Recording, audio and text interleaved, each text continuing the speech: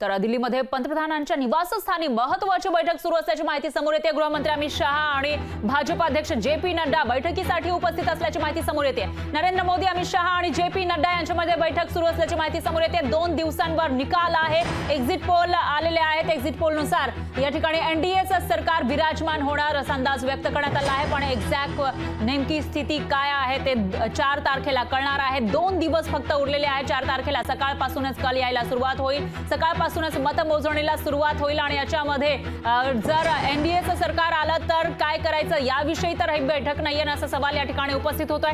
दरम्यान पंतप्रधानांच्या निवासस्थानी ही बैठक सुरू असल्याची माहिती समोर येते। या ठिकाणी गृहमंत्री अमित शहा त्याचबरोबर भाजपचे राष्ट्रीय अध्यक्ष जे.पी. नड्डा उपस्थित असल्याचं कळतंय।